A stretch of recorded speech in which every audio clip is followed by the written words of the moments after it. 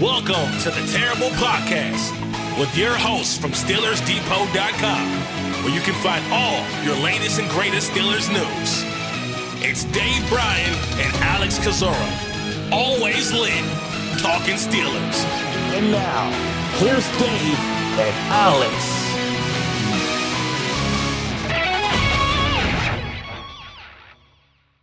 Welcome to the Terrible Podcast, Season 16, Episode 55. He's Dave Bryan. I'm Alex Kozora, SteelersDepot.com. Thanks for being back with us this Wednesday, Steelers Nation. Dave, getting ready for Thanksgiving and a heaping of the Buffalo Bills on Sunday. Pittsburgh will do that without a couple of key starters injured and ruled out for this game as Aaron Rodgers' watch continues. Dave, how you doing, and happy early Thanksgiving? Yeah, happy Thanksgiving Eve. You know, I would spend a lot of years in the pizza industry. I've done a lot of things in my life, and traditionally the night before Thanksgiving is one of the busiest days, or used to be, in the pizza delivery world there. So I certainly don't miss that. But I'm gonna try to fast a little bit today to get myself ready to partake. We've got a refrigerator full of the honey baked ham fixings and turkey and ham and mashed potatoes. So ready to mill out tomorrow and watch a lot of ball. We got an AFC North game tomorrow night, I believe, with the Ravens and the Bengals. So that'll be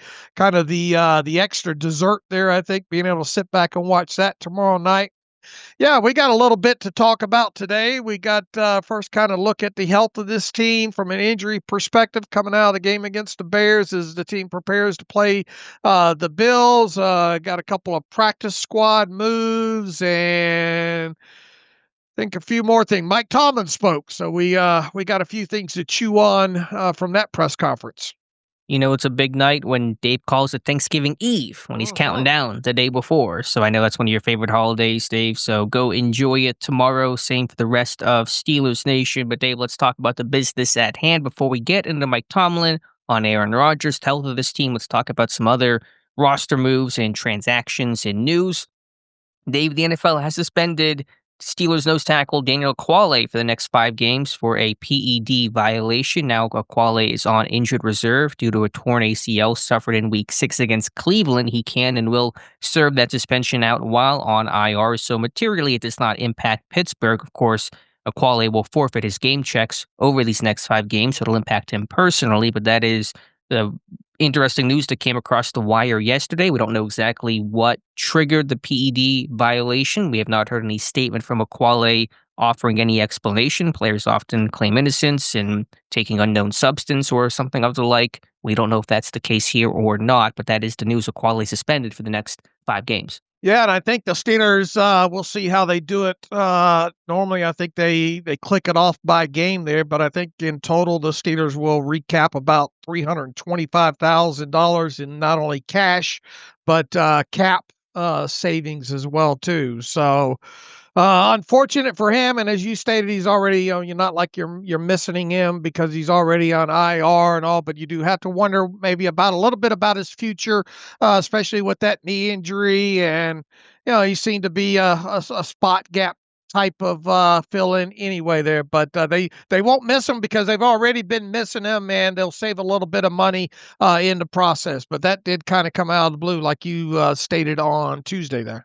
Can I ask very 2 nerdy inside baseball questions that maybe only you and I will care about? A, he's no longer allowed to be at the facility, I assume, for some length of the suspension, I believe. And is that still the rule, even though there's a rehab component that he needs to be adhering to, I would imagine? Yeah, that's a great question. I don't know. Maybe I'll shoot Joe Corey a question on that. You would like to hope the man would be able to still continue his rehab. Now, Right. obviously, if he were healthy, he wouldn't be allowed around the facility.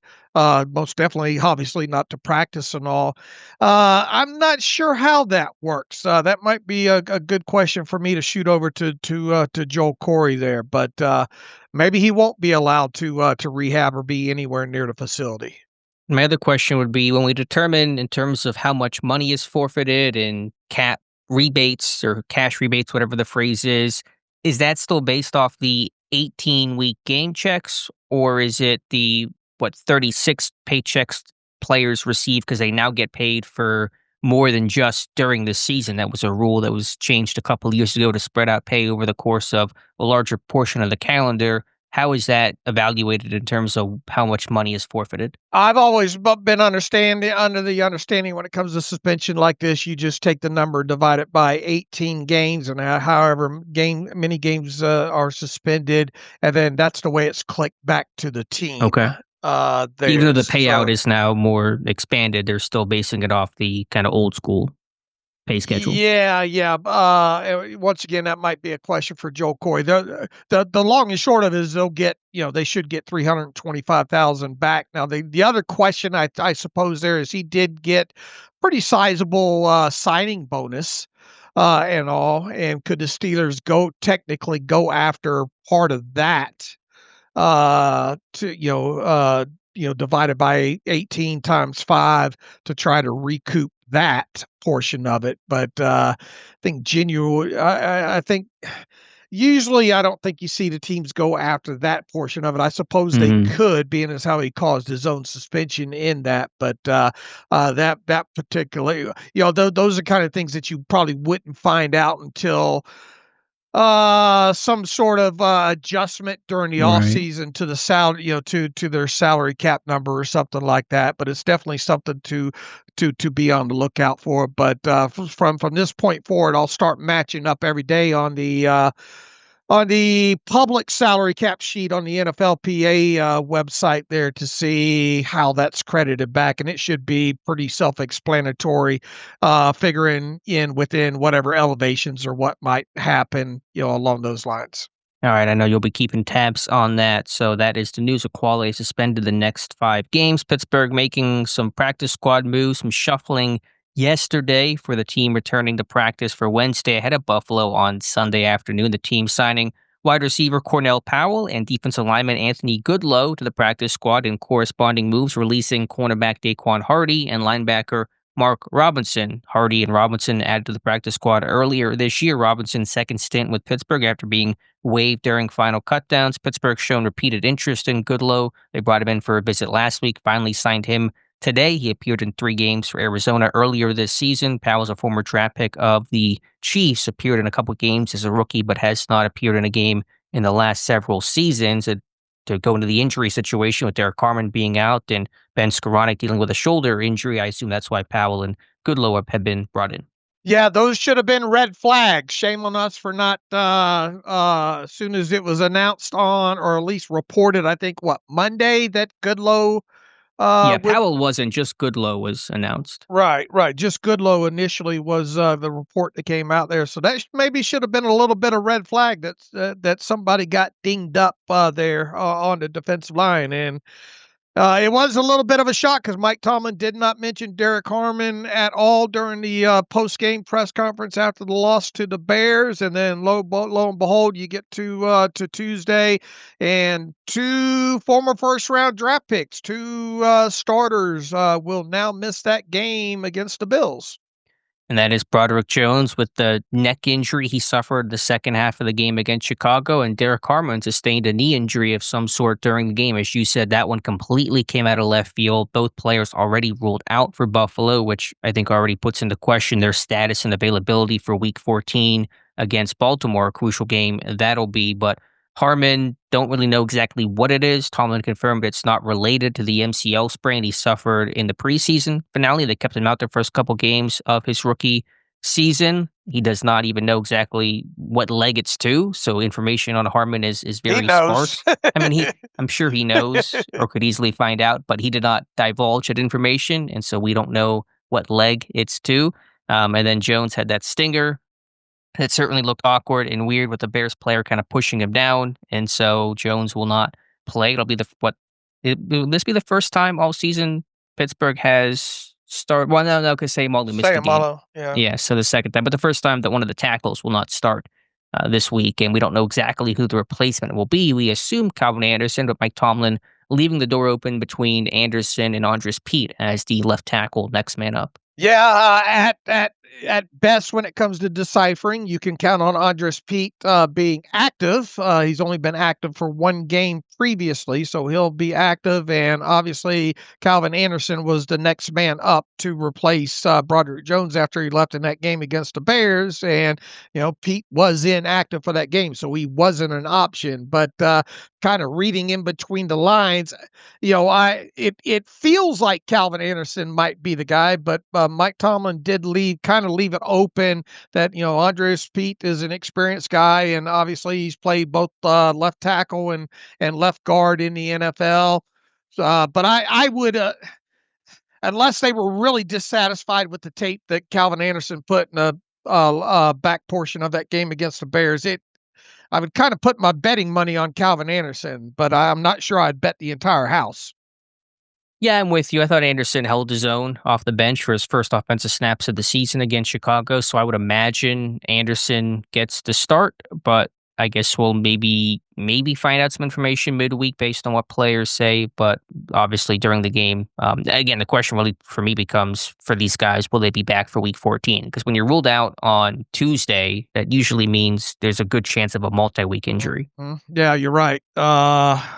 And look, I mean, you got to take this thing one game at a time. And, I don't know where you rank the Bills game as a must-win situation. I don't think you're there where if you lose it, the season's over. Obviously, you want to win it. The game after the two games against, or actually the three divisional games that you have left are obvious games that you feels like you need to win. And especially if you do lose to the Bills on Sunday, it makes every game past then pretty much, it feels like must win at that point. But yeah, you're right. You got a big here's the thing too. You got the Bills coming off of a short week, or a long week, I should say, because they had played the previous Thursday night, and then you turn around and you got to you got to play a Ravens team also that is going to have a long week. So not only is it two tough opponents coming up for the Steelers and the Bills and the Ravens, they have to face both of those teams coming off of long preparedness weeks.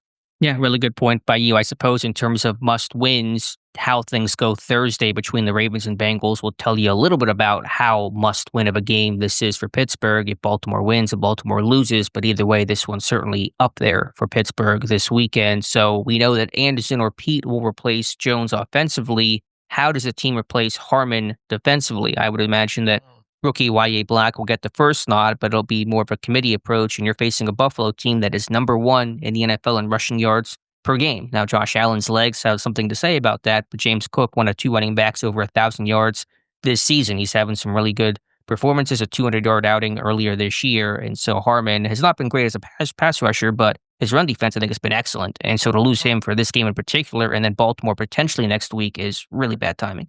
Yeah, agreed there. And look, who is, the last several weeks, or you've seen Broderick, Martin-Rhodes be inactive along with Logan Lee, with Derrick Harmon out. At least one of those two is going to be active. Obviously, Lee is a former draft pick, and you would hope there's something there to work with, but Broderick Martin-Rhodes is a little bit bigger, a little bit more experienced guy, I guess, overall, but not by much. Who Logan Lee's not great against the run, it doesn't feel like, and Broderick Martin-Rhodes is probably the lesser of the two when it comes to pass rushers. You obviously hope you don't get in a situation where either one of those guys have to play a lot of snaps, but it will be interesting to see, assuming one of those two dresses and the other one is inactive, which way this team goes. And it would be if they choose Broderick Martin-Rhodes over Logan Lee, what does that say about their faith in Logan Lee moving forward? The fact that Lee's been inactive for all but the first couple months of or couple weeks of the season tells you a lot on its surface right there. I think both could be active to bring as many big people as possible when you're facing a team that uses a fullback heavily like Buffalo and multiple tight ends. And when you're hurting on depth, you may want to have a lot of pieces there to rotate in. And I think you'll see Black play a lot at the end. So your starting defensive line and base is Black, Benton, and Hayward. Martin-Rhodes probably your backup nose tackle behind Benton, and then Lee, and also don't forget Asazioto Mewa, who I think has been playing increased snaps and playing some decent football, is also going to get a look at defensive end. So I think all those guys are going to be active for this game. All right, we'll see how many they'll need. Obviously, it'll depend on elevations, if any, transpire. But let's see, your inactive list, assuming Aaron Rodgers, and we'll get into that ball of wax here in a minute. Assuming Aaron Rodgers is back in the lineup this week, you would think Will Howard go back to being the emergency quarterback. You obviously have two players already ruled out, and Derrick Harmon and Broderick Jones. And if you needed two more inactives at that point, I guess it'll come out in the wash as we go on here, because we got James Pierre. I mean, not James Pierre. Joey Porter Jr. dealing with some sort of hip issue that could slow him at the start of the week. As you mentioned, you've got Ben Skoranek dealing, what did they say, a shoulder with that? Yes, a shoulder injury. All right, and there was somebody else dinged up. Alex Highsmith with a pec, DK Metcalf the ankle, and the other ones that Tomlin mentioned. Right. So hopefully, obviously, you hope you have DK Metcalf, and we'll see if Joey Porter Jr. can make it through the week. And Ben Skoranek really helped this team in the run game in the snaps that he played. So you hope to have him as well too, especially with special teams aspect of his game. Not surprised his shoulder's hurting after those crack blocks he had in this game. Yeah, Ruhr was a big asset for Pittsburgh's run game. So to get to the other injuries, we'll get to Rodgers in just a moment, but kind of light on for Porter, Metcalf, Skoranek. Take it throughout the week, probably be limited early in the week, and they'll evaluate later in the week. Metcalf, you would like and think he can go. Porter and Skoranek seem a little more unknown right now. There is optimism on Alex Highsmith coming back from the pec injury, and also great optimism on Aaron Rodgers. Mike Tomlin saying, quote, Aaron worked his tail off to get to us last week, but as I mentioned over the course of the weekend, it was prudent and appropriate decision. We'll start this week with great optimism, though we'll certainly limit him at the early portions of the week, but we're comfortable with the general trajectory. And so Rodgers expected to return. Tomlin said that post-game off the Bears loss, repeated that on Tuesday. Still no guarantees. Rodgers should speak to the media today, and we'll see what his thoughts on his playing status is. I'm sure he's anxious to play and hopes to play like Tomlin, but we'll see. We'll see what the first report says today. Imagine that Rodgers will be no better than limited and go from there. I'd rather end the week with great optimism instead of start the week with. Did he leave himself some wiggle room there? Sure, he didn't guarantee, he didn't outright say that Rodgers would play, but the indication is he's confident that Rodgers will. All right. We'll definitely see how that transpires there. So yeah, he didn't want to get into the whole was he cleared and protect himself really conversation that much. So you would just hope that he's able to take more reps with the first team, true reps than he obviously did last. He was asked the question too, how much does this 1 week, because this is something that you and I talked a little bit about as well too. What do you think about his answer about is this 1 week helpful to Aaron Rodgers? Well, I don't have the quote in front of me, but I think Tomlin basically said practice will kind of be our guide and tell us how much that week will matter. So I guess they'll just kind of use practice as the guide. But yeah, I think it's a fair point to wonder, is he really in a different spot than he was a couple of days ago? By the time Sunday rolls around, it wouldn't feel like it. But again, we don't know exactly the details of the medical. All right, that is the injury situation for the team. First report drops later today, final one on Friday. What else from Mike Tomlin? Let's just kind of fold some news into this. Mike Tomlin making his pitch for Hines Ward to make the Hall of Fame. Ward, again, is a semifinalist for the class of 2026, one of only 4 Steelers to make it. Those excluded include James Harrison and Marquise Pouncey, and so Ward, and Gary Anderson too, and yeah, you can't forget the kicker Gary Anderson. So Ward has been in this place many a time before. He's gotten to semifinalist status, I think maybe a decade straight, but has not been able to really advance to finalists, and of course has never been inducted. So Tomlin making the case says numbers do not tell his story, although his numbers are special. I think that's the guy with 1,000 or so career catches. But man, if you were around him, if you were in stadiums with him, if you were a member of his team or an opposing player, you understood what playing with and against Hines Ward was about. He was a football player first, a wide receiver second. To be quite honest with you, he was an offensive perimeter bully, and I say that in a complimentary way. To me, he's a legendary player in his generation because of the way that he played, and went on to echo more positive thoughts about Ward. So not expecting Ward to get any further this time, but we'll hope and we'll see. Yeah, look, I mean, he made as good of a statement push candidacy as you possibly can, I think, for Hines Ward there. But man, when you look at this semifinalist list, Alex, and you get past the quarterbacks and you look at the wide receivers specifically, and we've talked about this for quite a while now, that log jam kind of, if you will, at the wide receiver position. And, there's 5 wide receivers on this semifinalist list, and it includes Larry Fitzgerald, Torrey Holt, Steve Smith Sr., Hines Ward, and Reggie Wayne. It's just gonna.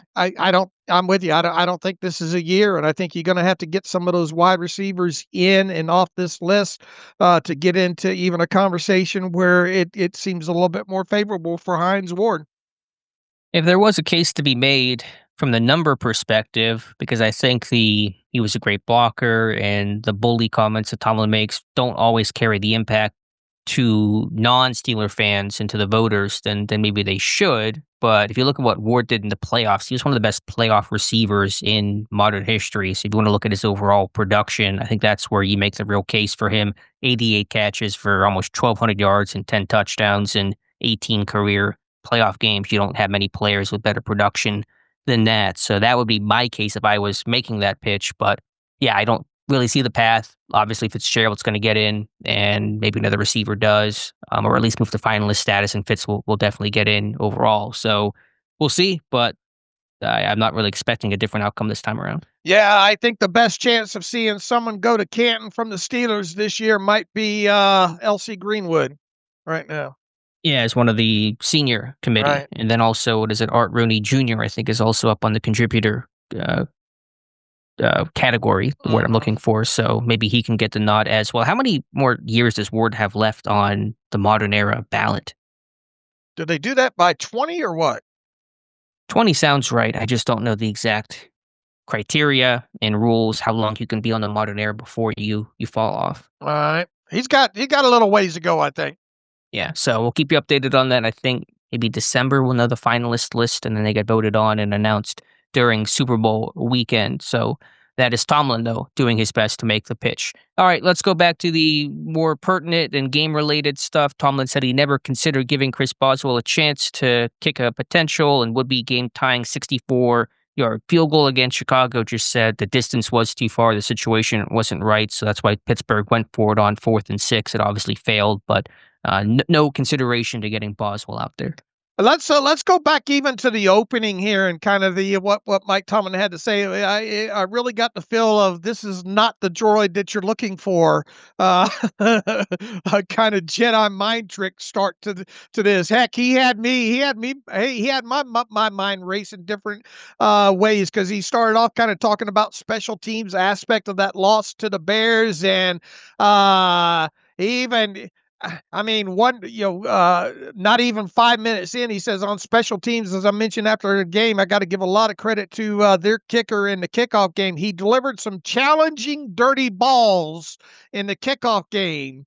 12-year-old Dave was just a giggling there. And then I even started to go down a rabbit hole thinking of the AC/DC song, I've Got Big Balls. And it just really threw me off kilter there that, I mean, of all the things you're going to talk, and look, we said the other day, right? Special teams, certainly, this was a 3-phase loss for the Pittsburgh Steelers against the Chicago Bears. But was the special teams aspect that killer that you have to open up with going that direction there? And look, we talked about Waitman not having punts, and Mike Tomlin seemed like Corliss Waitman was sort of the sacrificial lamb at the early portion of this press conference as well too there. But it just the flow of it Kind of threw me for a loop, if you will. Now he did obviously get into the offense and Mason Rudolph not being able to push the football down the field effectively, and how they in the past that Mason's been relatively good with the deep ball, and I mean he did hit on all aspects of what played into the loss, and the other aspect there was they got the turnover with the YA Black fumble recovery, and then basically turn that football over on downs from that aspect there. But it just kind of threw me off the way Mike Tomlin started this one off here. Were you a bit surprised with him leading with the special teams aspect of it?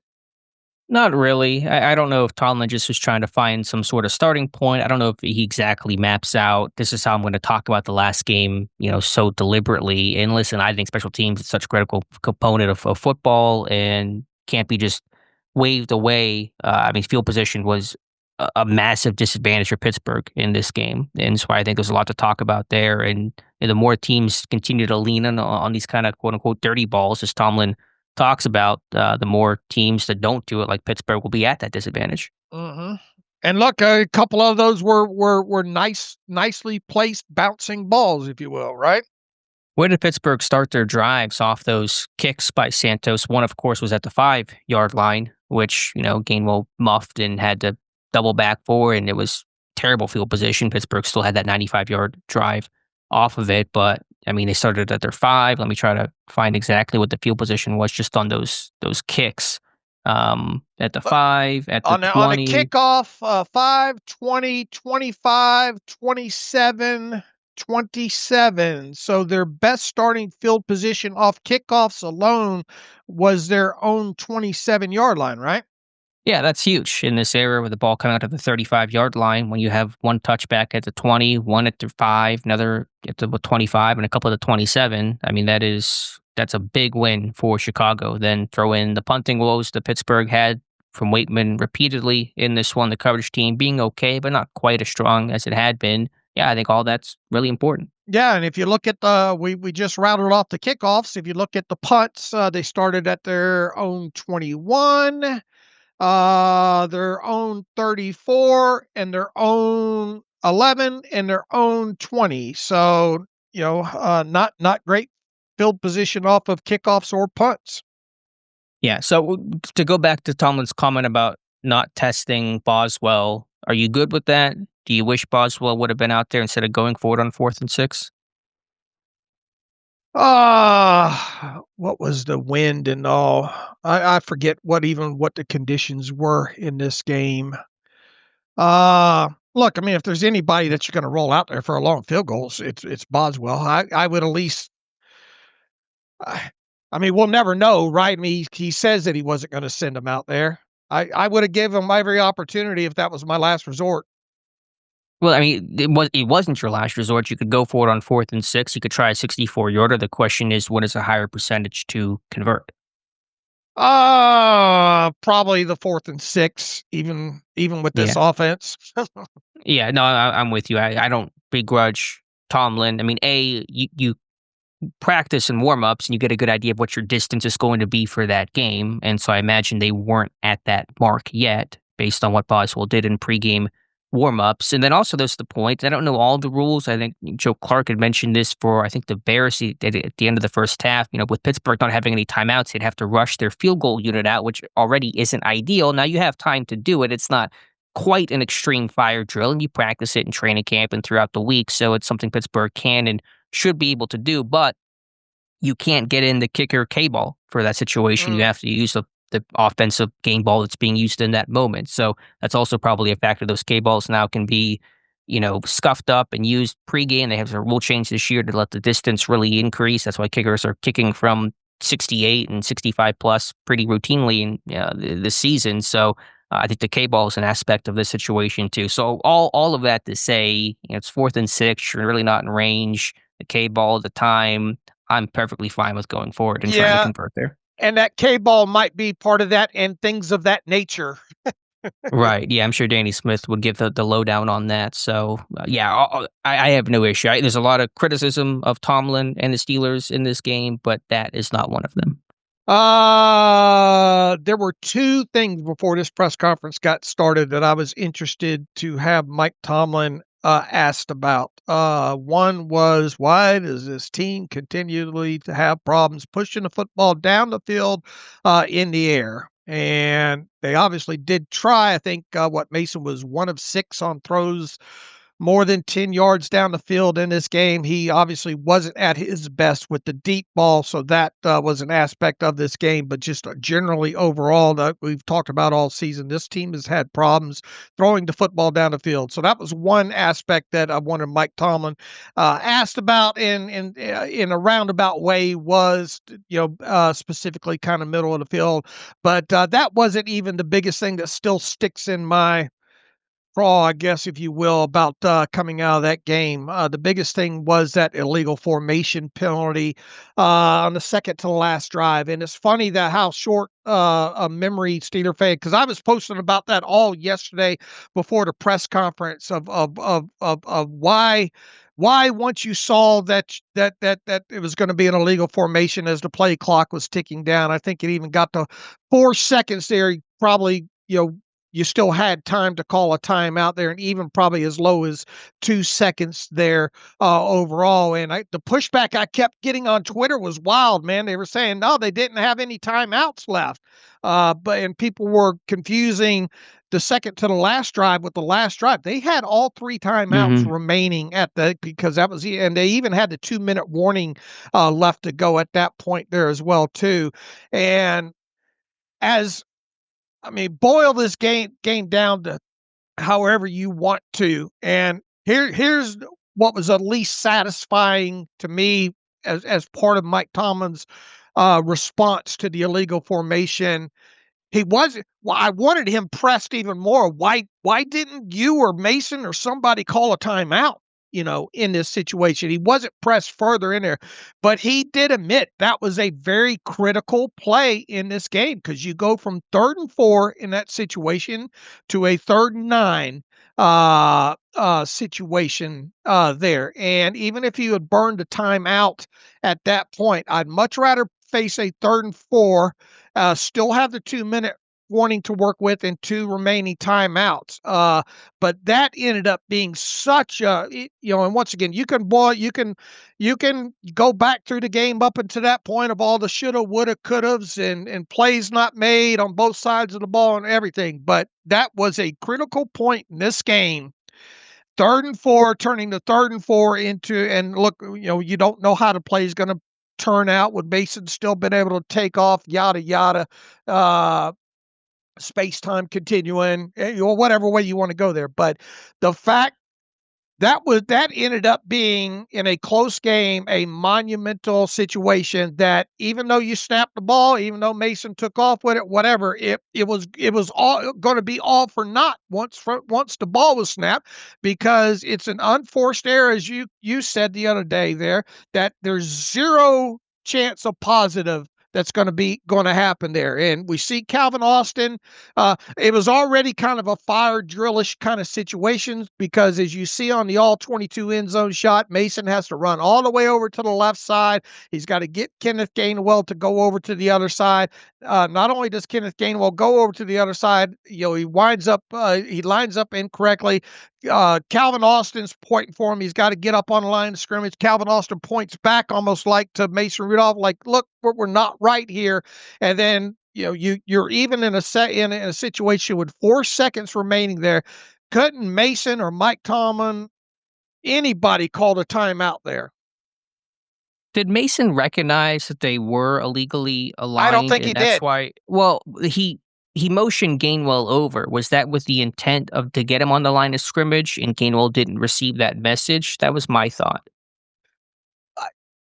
I would like to hear Mason asked if, when he told Gainwell to move over, did he specifically say, get over there and get on the line of scrimmage? Because the way he motioned Gainwell, like, he walked up to him almost. The camera doesn't capture it super well, but you can kind of see. It's not like it's traditional, like I lift my leg up or I kind of point and motion you over. Like, he walked up to him, like, hey, go over here, like needing to talk to him specifically. Now, Mason still looked back to his right at Gainwell briefly after Gainwell aligned and should have recognized that Gainwell didn't align on the ball properly. And Tomlin has to be recognizing this whole thing as well. Aaron Rodgers is spotting this from 30 yards downfield, and Mason can't do it, and Tomlin can't do it from a whole lot closer. And so it's still unacceptable. And you're right, Tomlin completely dodged it, said we own it as a collective, didn't want to give any specific blame. We know where the blame lies. It blames on the quarterback, it blames on Tomlin himself. So that's where the blame lies, even if Tomlin wants to deflect. I mean, shouldn't that be drilled into players? I mean, Kenneth Gainwell's not a rookie either there. I mean, legal formations is the root of everything that you do, right? Yeah, it's literally the foundation of how you align. That's high school stuff getting legally set. Right. So, I mean, you would expect Gainwell to know that, but if Gainwell doesn't do that effectively, then I mean, it falls back on coaching to start with, obviously there. And then second, if that was you, Alex, and you're the head coach in that very situation there, and you notice that with 4 seconds left, and you're Mike Tomlin, are you calling timeout?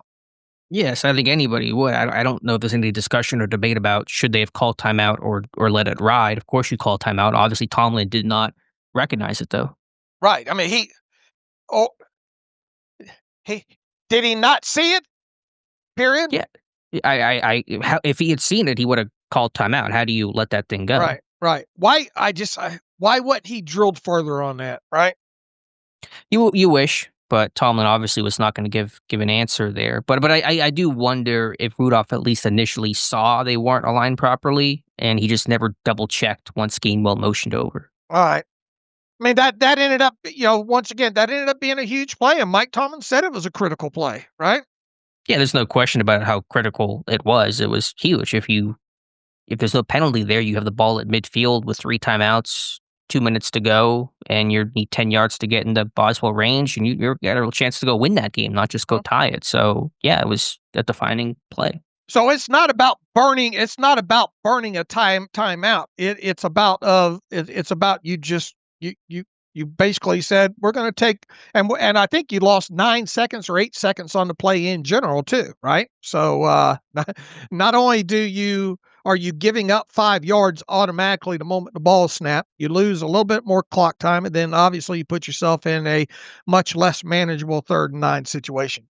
Yeah, it's a fair point about the time, because in a world where that doesn't happen, or you had extra time, because Chicago got the ball back after the 2-minute warning, because Pittsburgh punted with 2:01 left. And so they got the ball back under the 2-minute warning. So could Pittsburgh had an extra timeout in a different world where Chicago gets the ball before the 2-minute warning? That also, could have played a role in a difference ultimately. And then look, I'd much rather take a timeout, regroup, have a 3rd and 4 situation, and then, if you felt like it, if you got 1 yard or 2 yard, you can just go for it on 4th, right? Sure, that's a possibility depending on how that 4th down looks, but you probably do if you're in 4th and short and not 4th and 9 where Tomlin decided to punt. So that was one deflection and dodge. The second that became pretty viral on the internet yesterday was Tomlin we talked about the 25-yard touchdown by DJ Moore that gave Chicago the lead, running 4 verts against Pittsburgh's cover 3, and was asked about, what the coverage was there and what the thought process was. And Tomlin said he's not peeling back the layers of the scheme. He appreciated the question, but was not going to divulge any information there. So we'll see if Terrell Austin is a little more loose-lipped on Thursday when he speaks, but Tomlin not giving any commentary on that play. Right, and that's something you put out there right after the play was over, and then you expanded on it in a film room there. So, yeah, we obviously had the media prep for that one. Do you take issue with Tomlin not addressing the play at all? Obviously, you wouldn't expect him to get out the whiteboard and start breaking this thing down X's and O's style, but I think there's something that needs to be said more than just, I'm not talking about it. Yeah, you should have took... How much better though would you feel if we as a collective what if he gave the same answer as the illegal formation? Fair. There's nothing that's going to really satisfy you. The play's a bad call, and that's all that really matters. And fixing it in the future is all that matters now. But at least acknowledging it was a bad call is at least something. Mm-hmm. And look, I mean that's just 2 instances right there that's on the coaching staff. All right, Dave, what else from Tomlin in this presser? I think those were the big things. Tomlin did acknowledge, and this was notable, one thing he did kind of concede was the team could use the middle of the field more option. He said, in this game, week to week, depending on schematics, his kind of boilerplate answer, but he says, quote, but certainly largely, if you look at the large body of work, there's probably some more opportunities for us in the interior portions of the field. So conceding that that's one area Pittsburgh should be exploring more. Duh. Our own, we our own Tommy does such a great job with the charting of these games and all. And I think initially you threw out a stat there. Why don't you first go over your stats initially, and then let me drill them down from there when it comes to kind of middle of the field, if you will. Sure, yeah, our Tommy charts. We do it for offense and the opposing offense and my defensive charting where the ball is thrown to 5 quadrants of the field. 1, 2, 3, 4, 5. So one being left outside number, out to the left of the outside numbers. On the left side, I'm saying this really poorly, but you get the point. This second spot being between the left numbers and the hash. Number 3 being between the hashes. Number 4 being between the right hash and the right number. And then number 5 being to the outside of the right numbers. So it's very much a concentration towards the numbers. In terms of the outside left numbers, it's 82. Between left numbers and hash, 63. Between the hashes, 30. Right numbers and hash, 83. Right numbers outside of that, 78. Now, to be fair, between the hashes is a smaller space than outside the numbers to the sideline, but there's a pretty clear trend between not throwing over the middle and certainly more towards the sideline. Yeah, and once again, what the numbers that you rattled off are from all areas of the field, all distances and all. And thanks to the way we break these things down in the charting, we can go by air distances as well too. Now, here is the breakdown from passes of 10 plus air yards down the field, and the no plays, penalties are excluded from this. From the left sideline to the numbers on air passes 10 plus air yards down the field, 26 of those to the left. All right, from the left numbers to the middle of the field left hash, 10 passes. Between the middle of the field hashes, 4, and this is just past 10 yards. From the right numbers to the middle of the field right hash, 6. And then from the right sideline to the numbers would be 22. So just on 10 plus air yard distances alone, you have 20 passes more than 10 air yards down the field that are technically between the numbers, right? Right. All right. Now let's look at the distances when you talk about 16 plus air yards down the field, which is technically in the game books what the NFL terms as a deep pass attempt. Anything over 15 air yards down the field is what the NFL terms in the game book as a deep pass. All right, you have 14 of those for the Steelers from the left sideline to the numbers. You have from the left numbers to the middle of the left middle of the field hash, 6. Between the middle of the field hashes, 2. And from the right numbers to the middle of the field right hash, 4. And then from the right sideline to the numbers, 17. So essentially on passes 16 plus air yards down the field, you have on the season 12 passes to the middle to between the numbers, more than 16 air yards down the field. That's got to be the fewest in the NFL. Yeah, we don't have numbers to compare to the rest of the NFL for any of these, but it's probably a pretty safe bet. All right. So, look, we're not splitting the atom here or telling people this is some newfound secret that we've come across here. It's putting numbers to it and percentages that this team just doesn't throw down the field more than 10 yards past the line of scrimmage. But to the point about the middle of the field, which is, I think, is where Pittsburgh's undergone a lot of criticism, the numbers do bear that out. And I think week to week, it can change so much. I really had less of an issue avoiding that this game based on Chicago's defense and Byard at free safety and them being down some corners on the outside and Mason Rudolph style and even schematically, like, stuff like when they run mesh, which is a middle of the field type of play, it might get caught, between the right number and the right hash, which isn't technically maybe middle of the field, but it still essentially is. So I think there's a lot of, noise that the Sure. numbers don't always capture, but this has been a long-standing problem for a long, long time. And we've tried to play the blame game for a long time. Is this a Ben issue? Is this a Matt Canada issue? Is this a, whatever issue? Is this a talent issue? They don't have the personnel to use that space. And the commonality is Mike Tomlin. And so Pittsburgh has not utilized the middle of the field by and large, hardly at all over the last 5+ years. And that's certainly hamstringing this offense. My biggest thing that I continue to push back on is not necessarily the middle of the field aspect here, but it's just the fact that in general, this team, as far as air yards go and pushing the football down the field and completed air yard distances is where they are really, really suffering. And I pulled this after our talk the other day here, and used Pro Football Reference as stat, their stats as well too.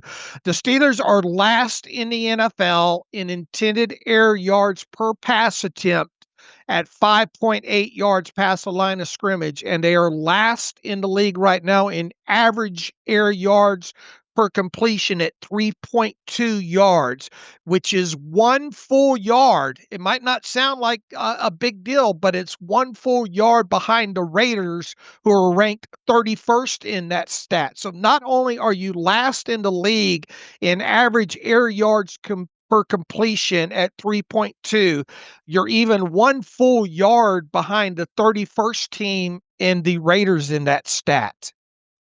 Which is, like you said, a huge amount. We're not talking about big numbers here in terms of the yardage. And so a full yard means a lot. It might not sound like much, but it means a lot in the scope of that particular stat. So I don't disagree for a second about that being a problem this year. But I think the difference in terms of the middle of the field conversation is this is a conversation we've been having for years and years now. I think in the past, like last year, Pittsburgh threw the ball downfield a decent amount. Russell Wilson, the moon ball, that was less of an issue.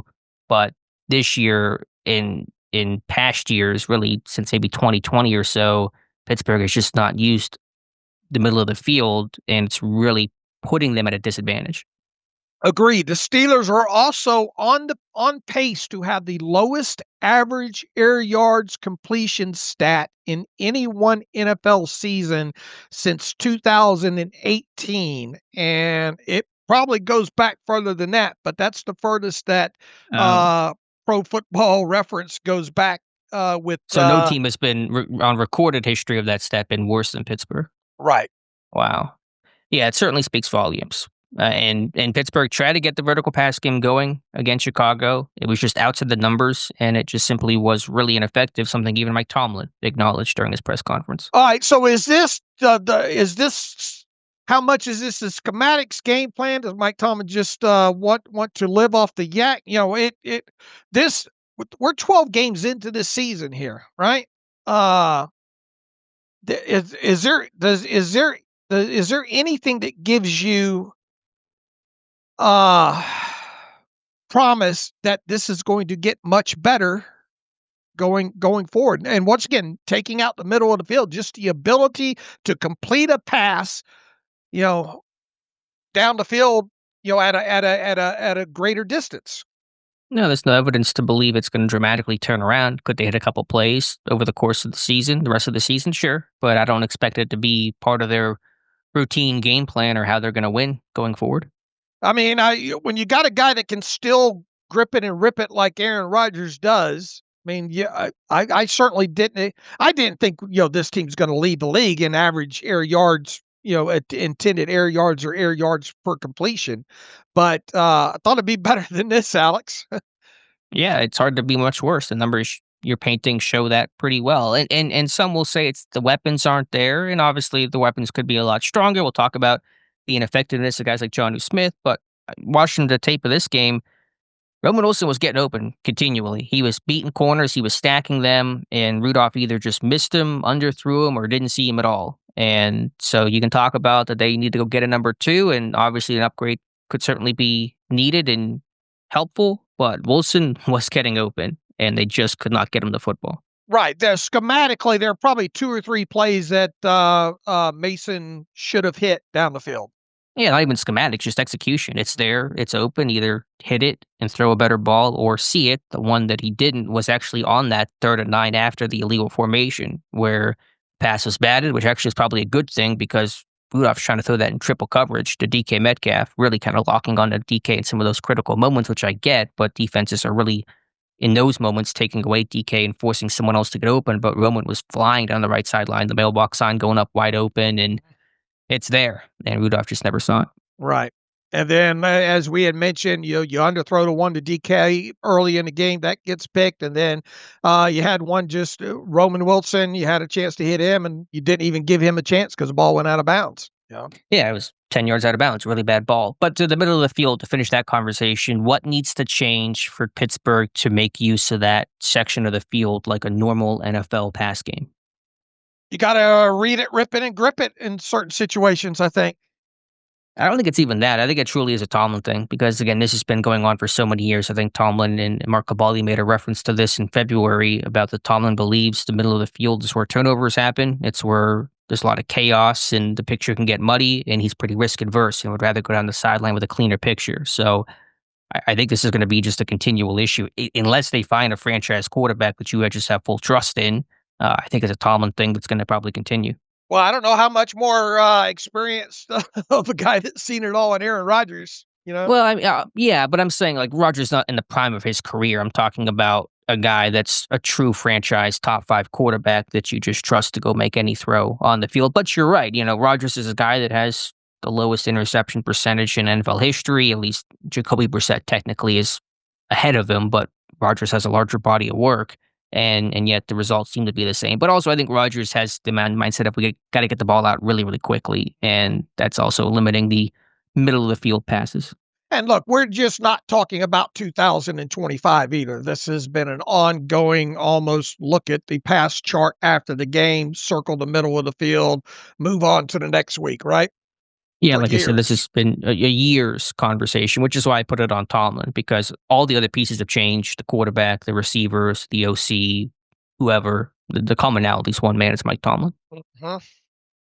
All right, anything else on the presser? Dave, Jonnu Smith, Tomlin said he's confident Jonnu Smith will produce, referenced, as I figured he would, the Pat Frymuth comments that he made earlier this year that give Frymuth time and he's going to get his, and that largely proved to be true. But I don't know, 5 games, 1 first down for Jonnu Smith. I'm not so certain that Jonnu Smith's time is just around the corner. Right. I agree. We talked about that. Just you look at his, intended air yards and completion air yard. It's not there. They're definitely not using that guy the way Miami used him.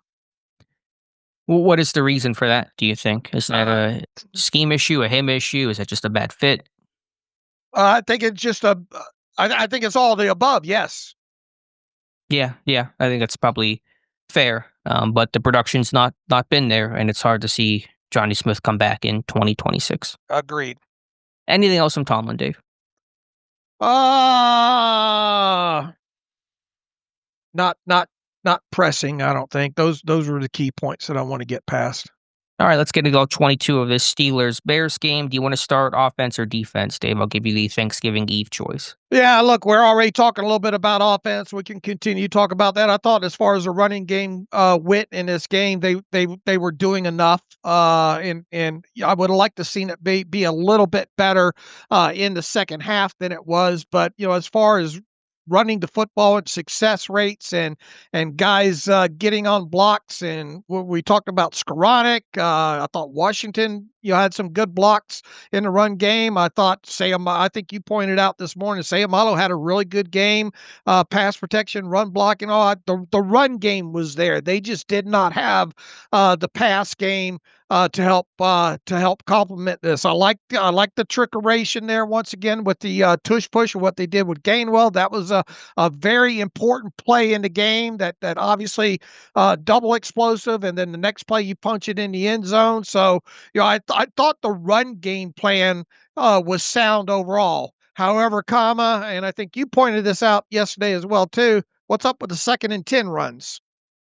Yeah, that was certainly something that was burning me up during the game, and just as much rewatching the tape. Pittsburgh was in 2nd and 10 plus on 4 occasions against Chicago. Arthur Smith ran the ball on 3 of them. None of the 3 were successful. All 3 left Pittsburgh in 3rd and long, and one ended in a punt, one ended in a 3rd down DPI, and I forget the other one. There might have been a conversion. No, I think that led to the 4th down fake tush push that Gainwell had right side. So, good offenses just do not run the ball in 2nd and long. You can look at the overall stats, and that'll bear that out. I know Arthur Smith is run heavy. I know the plan was to run a lot against Chicago. I'm not mad at a run-heavy game plan overall based on the Bears' issues, the backup linebackers, you're on your backup quarterback. I'm good with that in big picture for him, but runs on 2nd and 10 just don't do enough for an NFL offense. All right, 3rd down, obviously, based on what this you look at specifically, we had talked about 3rd down against the Bears defense. I mean, they did a good job overall. I mean, you go 8 of 14 on 3rd downs in this game. I think that's better than what you kind of hope for going into this. They had 22. They had 3 more 1st downs than the Bears did in this game as well too. They were able to run larger. How did it feel to chart 69 offensive plays in for a change in this one there? And once again, you had 186 passing yards. You go back to we've talked about yards after the catch quite a bit throughout the year here, and just the other day in recapping the game, I talked about how they had 116 yards after the catch. I'm really going to start looking at these games, especially when it comes to the Steelers offense, of true yards. I think a stat we need to start following here are true yards after the catch. And what I mean by that is, all right, if you catch a football behind the line of scrimmage. Let's say you catch a football on a swing pass 6 yards behind the line of scrimmage, and Kenneth Gainwell nets 2 positive yards on the play. Well, technically that's 8 yards after the catch, right? Right. When in essence, how many yards did you gain on the play, Alex? 2 yards. 2 yards. Yeah, you're on your toes. You didn't go out drinking last night, did you? I'll never tell. Hey, I before we got on, I subtracted it all out. What I did is any pass that was completed behind the line of scrimmage, I set it 0 there, right? So to get what I would call a true yards after the catch number. In other words, positive yards. They had the meaningful yak, the yak right, that matters. the meaningful. There you go. The meaningful yak. Maybe that's what we'll call it here.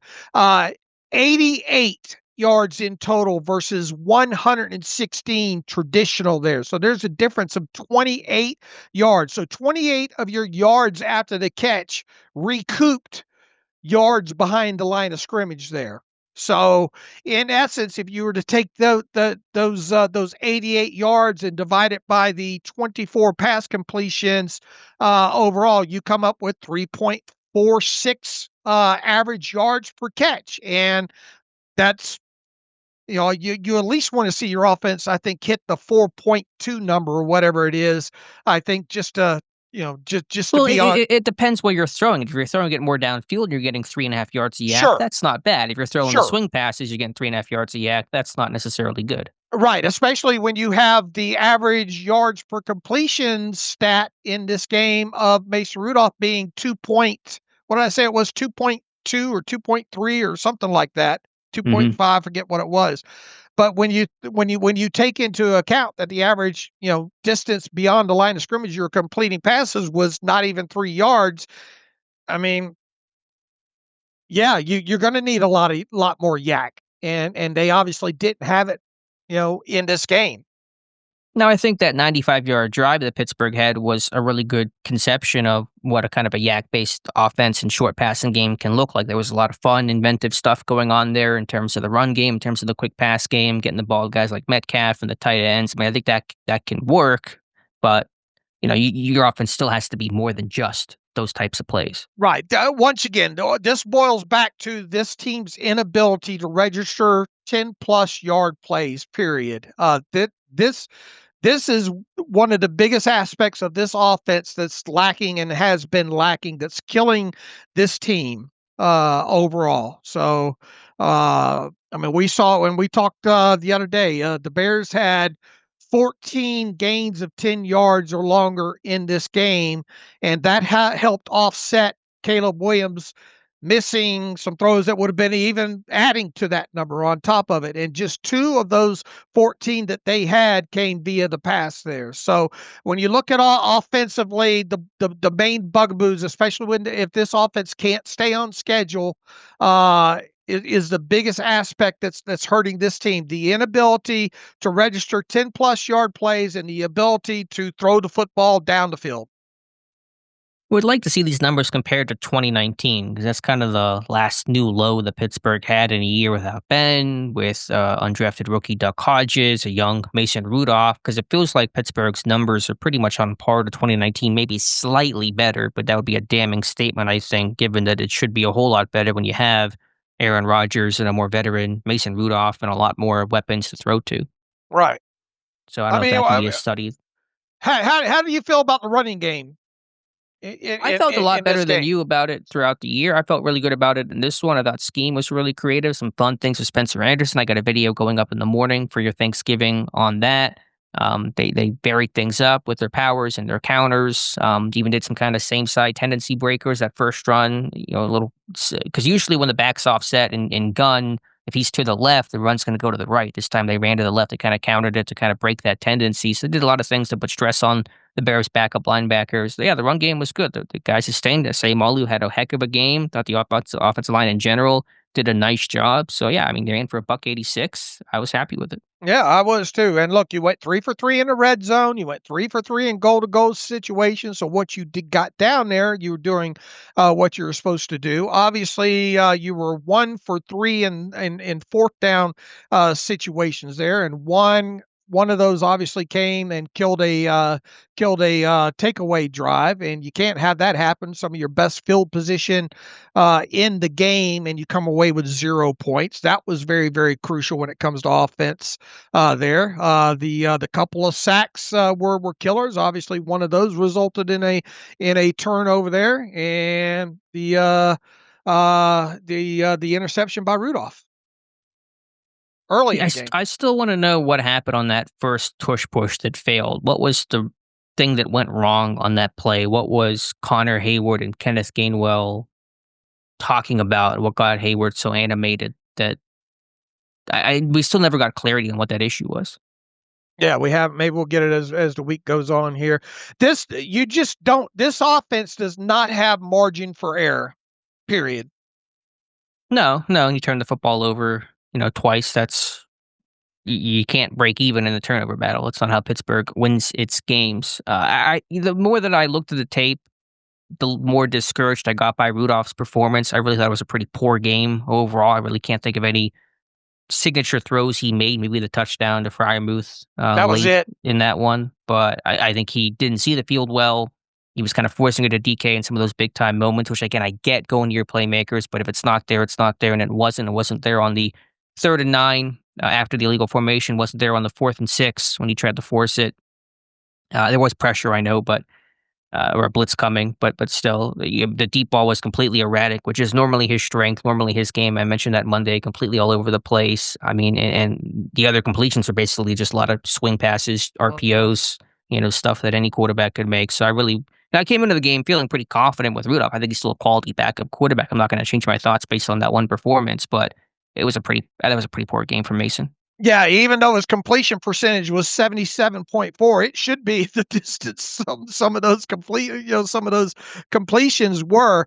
You boil it down to his adjusted net yards per passing attempt stat in this game, completion percentage and everything, and and having the TD and sack twice, 4.06. You're just not going to win a lot of ball games, especially if your defense is not sound if you have a 4.06 adjusted net yards per passing attempt number, period.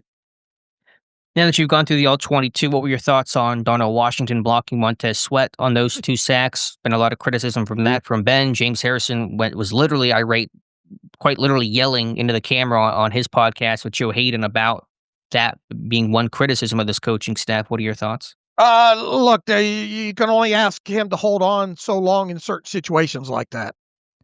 Yeah, on that first sack, it's harder to pin that on Washington. I think he holds the block for a good amount of time, and Rudolph steps up and really can't escape. The second one, I think it was the second one. Yeah, Washington was very late out of his stance. I think it was that one of the 2 sacks that were allowed, and so that's kind of one issue there. But yeah, you go back to that well twice. I know Washington is one of the best pass protecting tight ends, but still on the Bears' best pass rusher. To go back to that a second time, which was the only time Pittsburgh threw the ball on 2nd and long, and I'm sure Arthur Smith would cite that as a reason to run for the sack, fumble, turnover in a critical spot. But yeah, I didn't love that. Probably wouldn't be as angry about it as James Harrison, but certainly not ideal. Yeah, James Harrison really takes a lot of issues with what's going on with this team, and yeah, it's hard to disagree with a lot of what he says. Any other thoughts here offensively? No, I think we beat it up pretty good. All right, defensively, what was your takeaways? We talked about the other day, the end of the first half is just very, very confusing there. Why you're almost just saying, go ahead and take this stuff underneath it, 5 yards a pop, at will, was just very, very, very confusing. It's almost like you're saying, just go ahead and take your 3 points and let's get everybody getting orange slices and Capri Suns there. So that was first and foremost. This team had no answer beyond 10 yards, really in the middle of the field defensively there. And once again, Caleb Williams, he did, you look at his completion percentage, but when he missed a lot of throws that were there, this team could not handle daggers. It could not handle skinny post, whatsoever. They were just almost, daring Caleb Williams to throw more than 10 yards down the field to open guys, quite honestly, there. And that was that, I thought they did a good job against the run overall in this game, but they were just almost daring Caleb Williams to, and now play action with his back turned a lot of times as well too, just daring him to make on time from pocket throws. And he did most of the time. And when he did, once again, they ended up with 12 pass completions of more than 10 yards down the field. And they were just, for some reason, they were just allowing him to chew up that portion of the field, and he did.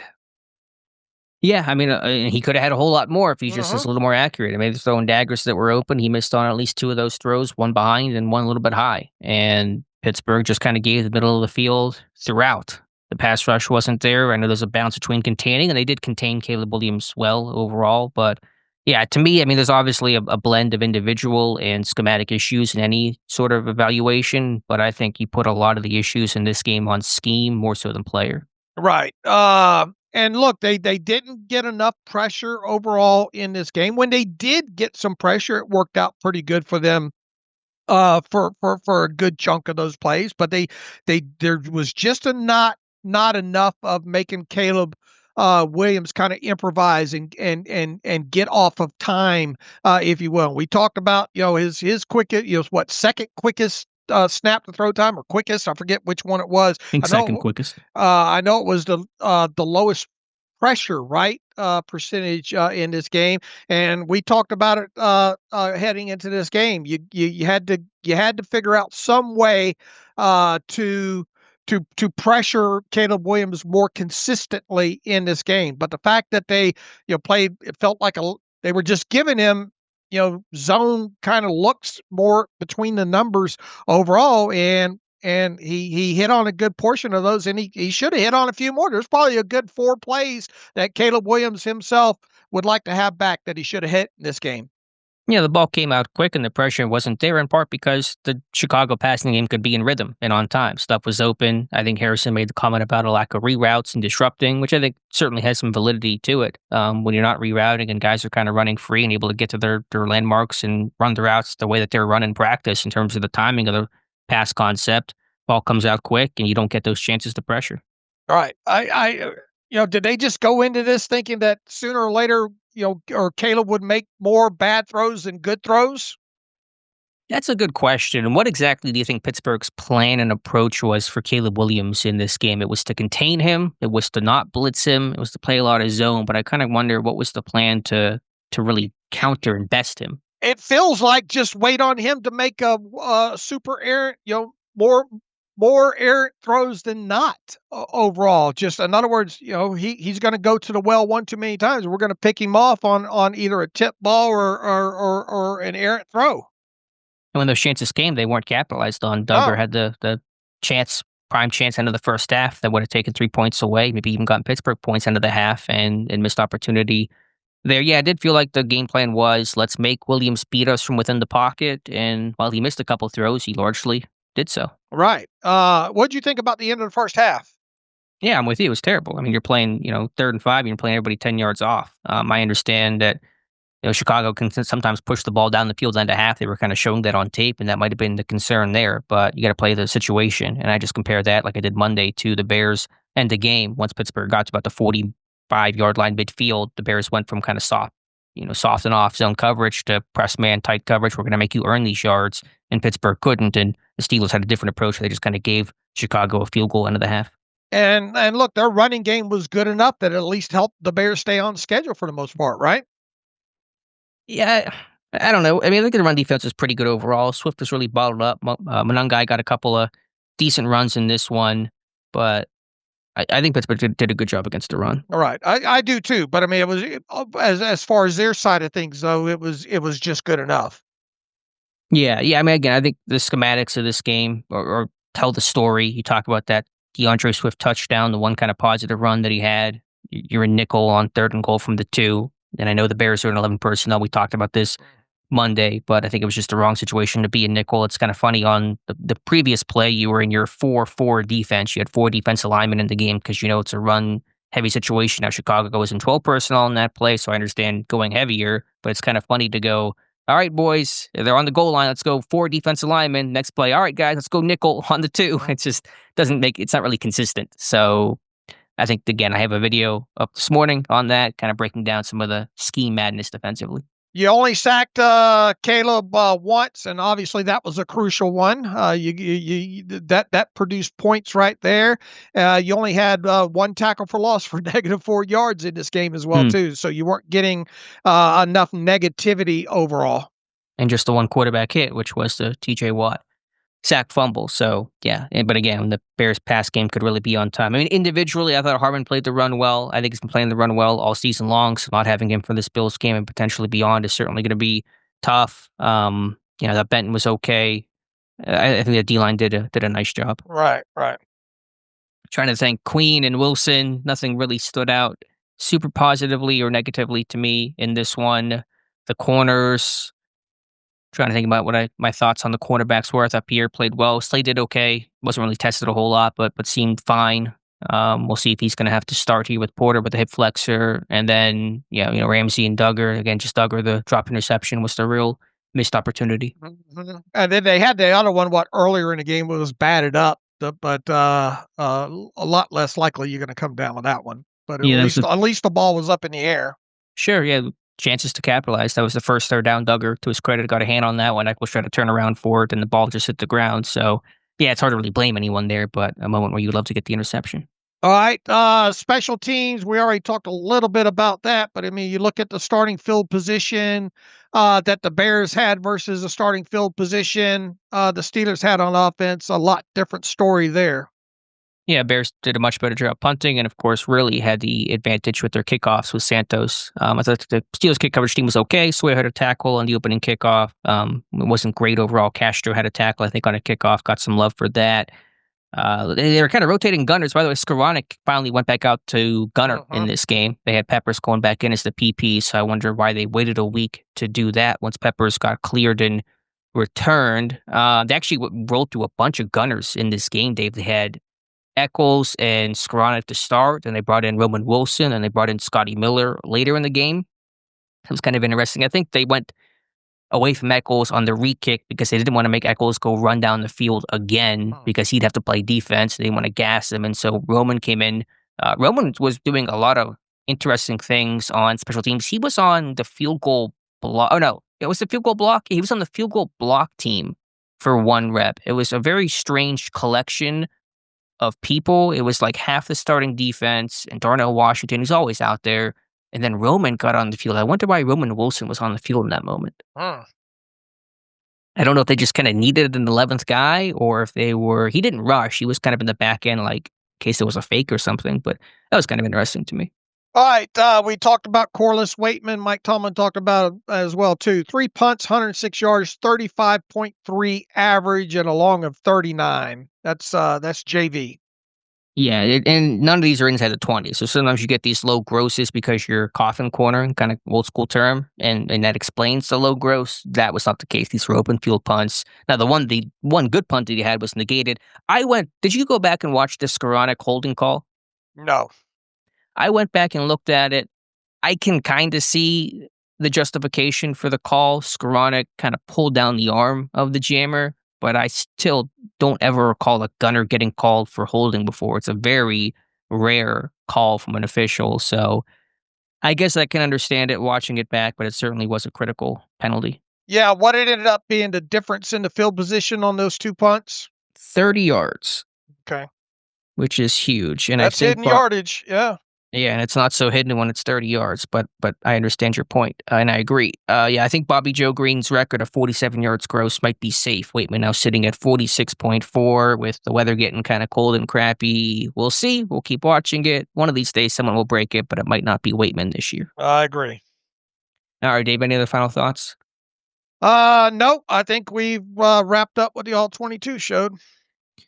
Pat Frymouth has been nominated as Pittsburgh's representative for the Art Rooney Sportsmanship Award. So congratulations to Frymouth, who I think opened up his own foundation this year, and I think was just handing out turkeys or doing something in the community yesterday on the team's day off. So we'll see if he wins it. Every team gets a nomination.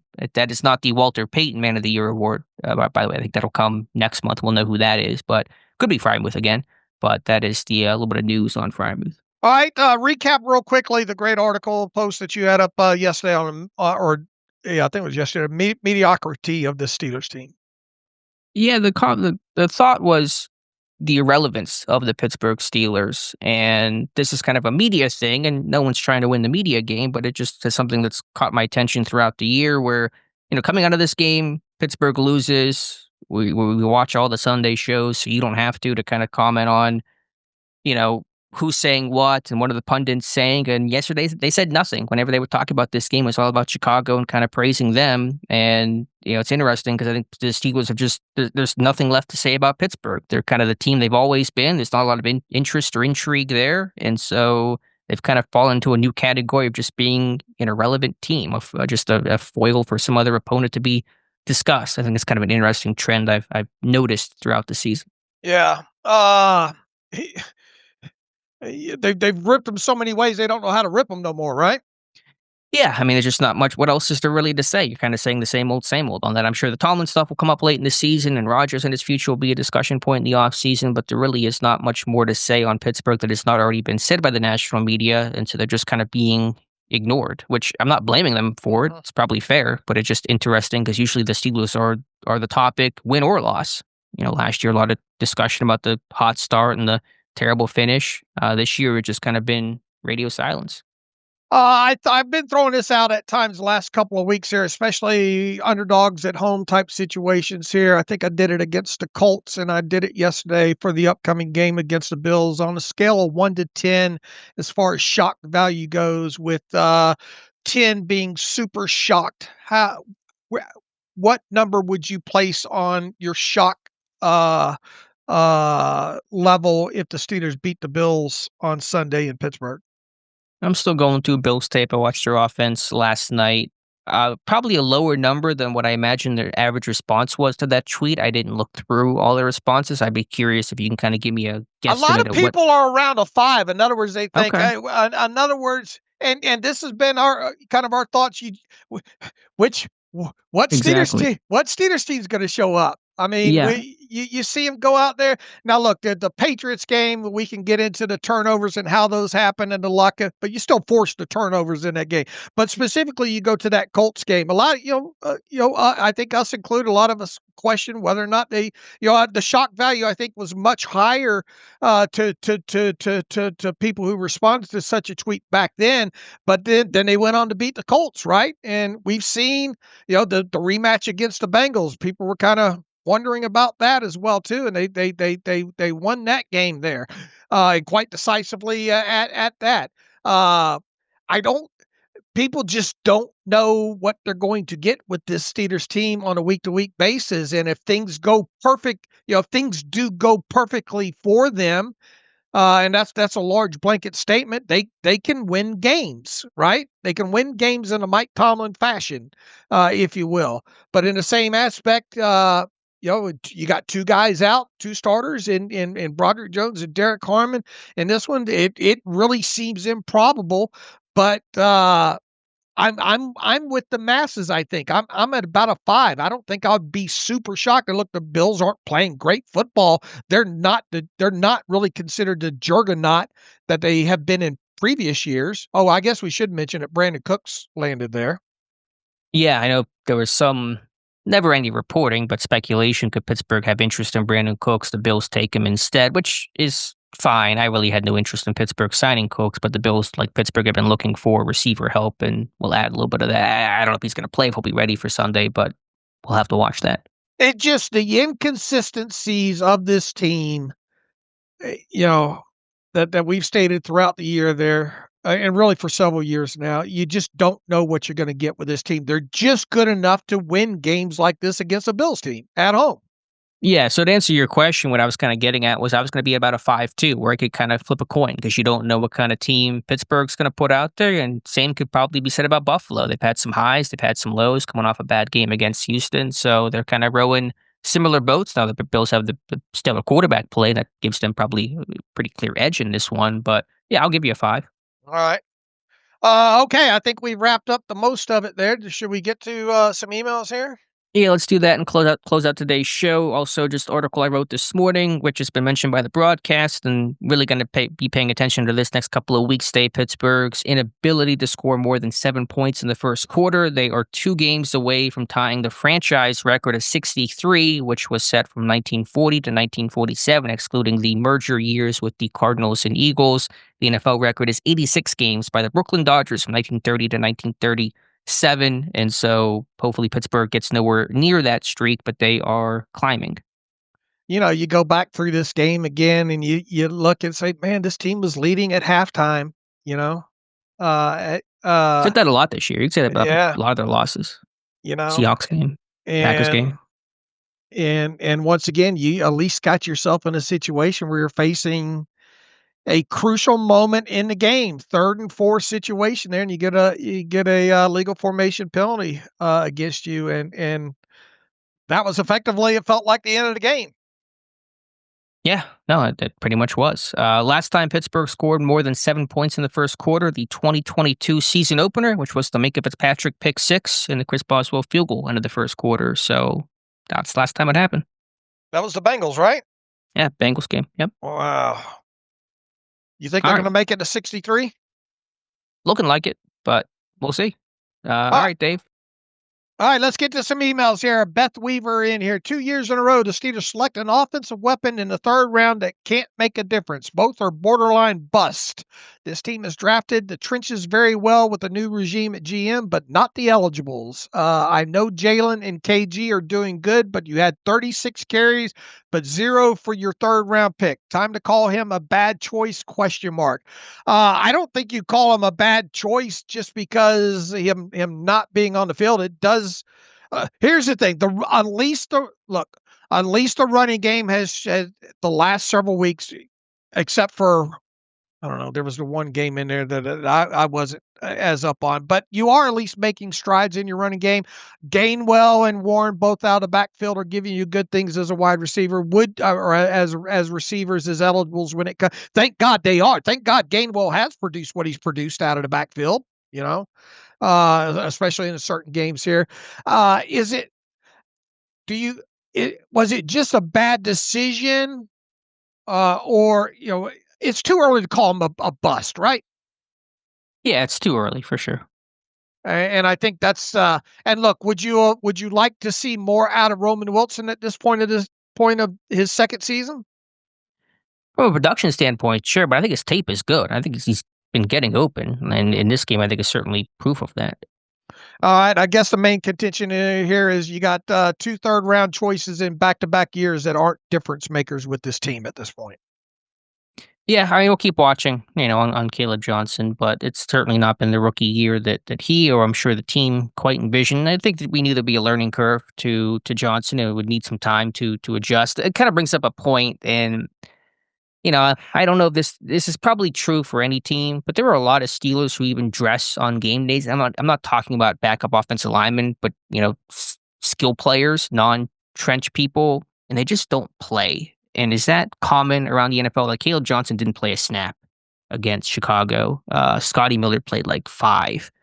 Sebastian Castro played a little bit more, but played about 10. So is Pittsburgh kind of leading the league in these guys that just aren't doing anything on game day? And what's Connor Hayward's snap count down to these days? Well, I mean, it's still pretty high as a core special teamer. I'll check it for this game. I mean, he's not playing about on offensively. Offense. Yeah, but I'm just about snaps in total. I mean, like Connor Hayward played 20 total snaps in this game, which, for a 4-string tight end, that's fine. I'm sure it's probably common around the NFL. But I mean, how many did Scotty Miller play in this game? How many snaps for Miller? Let me pull it back up here for Scotty Miller. Give me a minute here. 5 offensive snaps, 2 special team snaps. So 7 total. And how many did Caleb Johnson have? I think he had 0, right? Check my math. 0, right? Yeah. I mean, I know that obviously every team has guys in the back end of the roster, even guys that are dressed on game day that aren't playing a lot, but it feels like Pittsburgh has a lot of just empty guys in uniform. Yeah, 0 for Caleb. I don't know. So just kind of a thought in my head, just big picture. All right, from Paul Lutz. Good morning and good job as always, gentlemen. I'm writing in because I was listening to the last podcast with the game recap from the Bears. You really put a lot of the blame on the offense. However, the team put up 28 points this week. I know one of those was a defensive touchdown.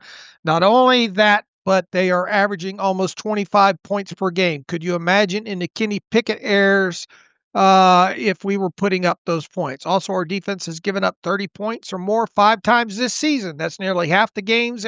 Even players are starting to publicly hint about the defensive scheme or lack thereof. With the pedigree of players we have on defense and the payroll, there's no excuse for that. This team's was fall predominantly. I forget, his wording's weird here. Was fall predominantly on a defense and coaching. Do you think it's possible to see a defensive coaching change before the end of season? Yeah, look, we're not in no way, shape, or form are we absolving the defense. And yeah, you do make a good point. The one of the things to hang the hat on, I think, when this offense, and I've said this a few times, is at least the red zone percentage is there. They're punching the football in when they get down there, however they get down there. So that is a plus. The offense is scoring more points there. And you did go into this season thinking the defense would be better than it's been, and for them not to give up the 30 or more points in the games that they've done it this year. Yeah, I mean, I think you can give the offense credit. The red zone production, like you said, is the biggest turnaround, number 3 in red zone offense, and that is huge. And I certainly give some credit for that. But you could still sit there and criticize the offense for leaving things on the table and needing more in the vertical pass game. I think all that is fair game. Listen, for the Chicago game, we talked it's a 3-phase loss. But Pittsburgh lost on offense, defense, and special teams. We spent plenty of time talking and writing and chatting about the defensive struggles. And I spent a lot of time on that, including in this podcast. So I think we've been pretty fair about where blame lies. All right. Joe DeFazio writes in, as I sit poolside in beautiful Vero Beach, Florida, a thought came to me regarding how a coaching change in Pittsburgh may happen, assuming the team misses the playoffs. Highly likely, he says. Art Rooney II meets with Coach T and says they are not willing to offer a contract extension at this time and dictates several staff changes to be made. Tomlin, in my opinion, would offer his resignation under this scenario and go work in TV for a year. The Steelers get a fresh start without having to actually fire a coach. He asked if this is plausible.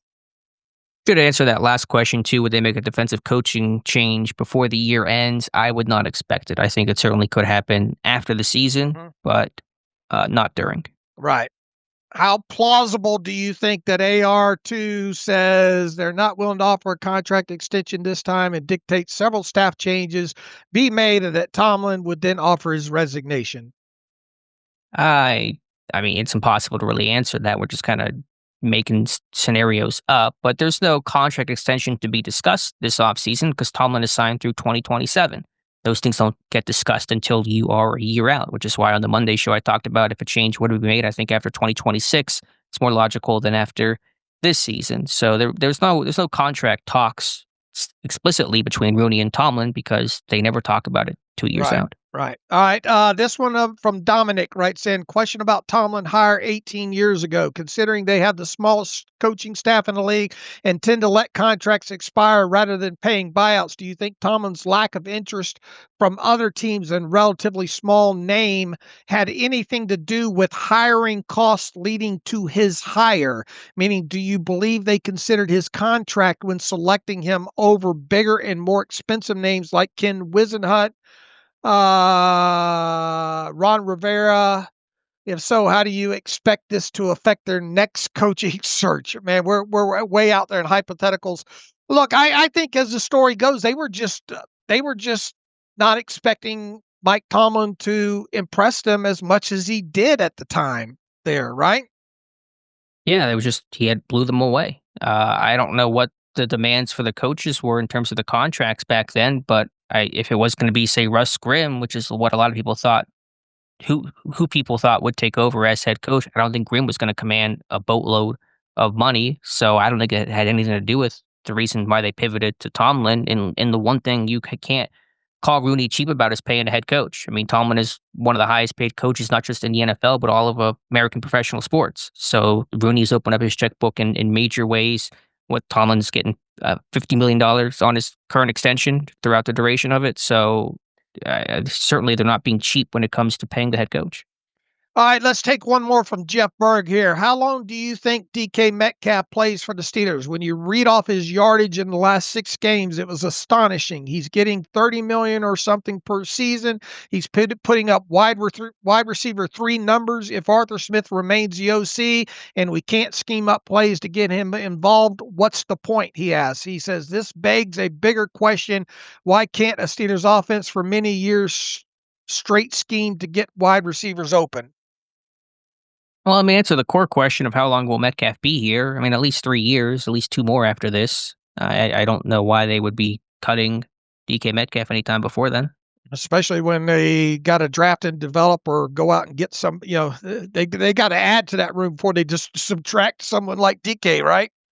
Yeah, I understand the frustrations about a lack of production compared to what he's getting paid. A lot of that probably isn't on DK. Some of it is, but in terms of him not being a Steeler, I mean, will he see all 5 years? Who knows? But you're going to see at least the first 3 years of that.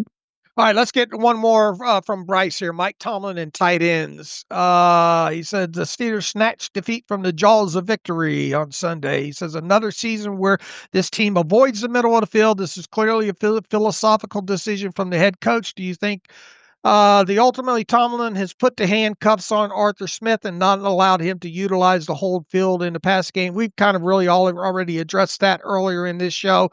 You do at this point, not just from this season, but several previous seasons, do wonder about Tomlin's philosophy about throwing to the middle portions of the field, more than 10 yards past the line of scrimmage, right? Yeah, I think it's still primarily on Tomlin. I don't know what Smith has been like in other stops.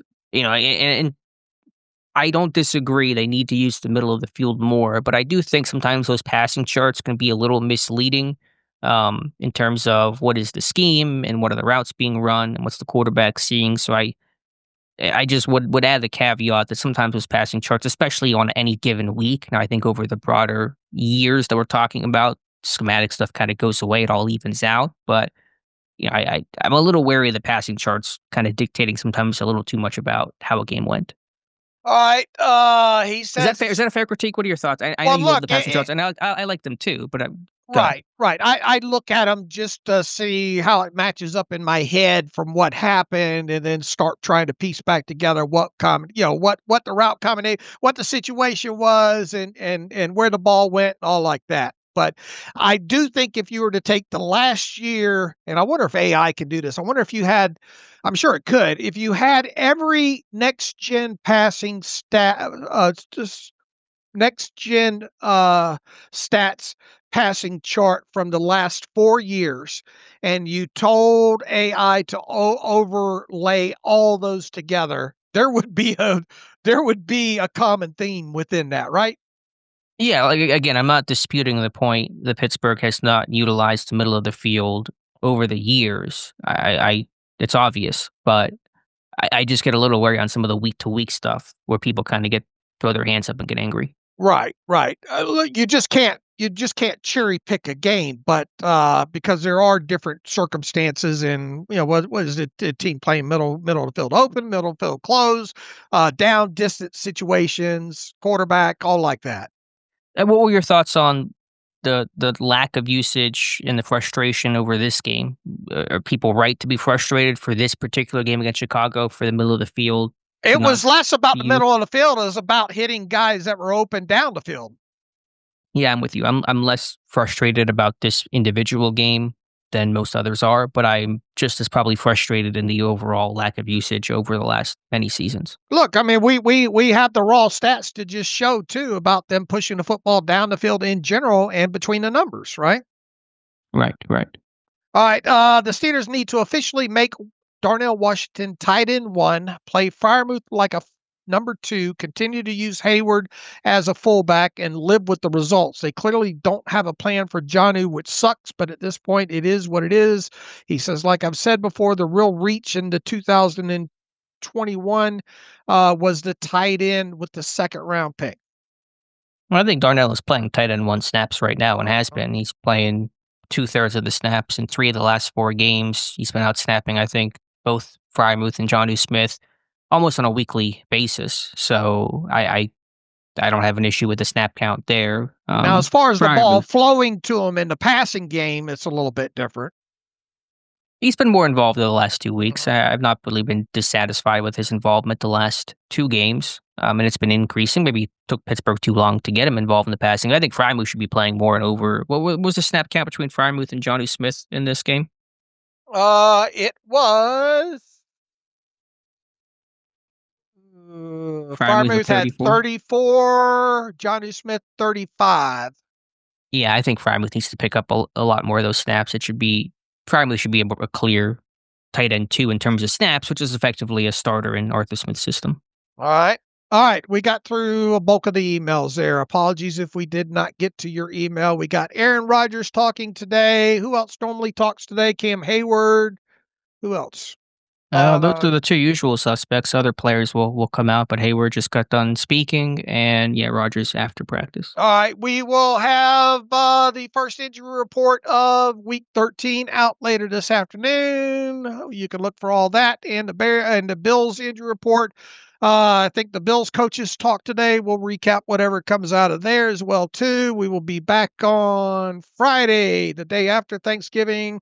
We tentatively have a Bills beat writer scheduled, so hopefully that stands firm there. We'll get deeper into the tape of the Bills and start previewing that matchup for Sunday at 4:25. That's the national game or basically national as far as CBS goes. Jim Nantz, Tony Romo, Tracy Wolfson calling that. Most of you across the country should be able to catch that on your CBS affiliate there. So we will be back on Friday with our general fare. So in the meantime, you can follow me on Twitter at Steelers Depot. Follow Alex at Alex_Kozora. Follow the show at Terrible Podcast. Email the show, theterriblepodcast@gmail.com. If you like what we do and want to donate, SteelersDepot.com, hit the donate button. Also, if you like an ad-free version of the site, SteelersDepot.com, hit the ad-free button. Follow the directions that way.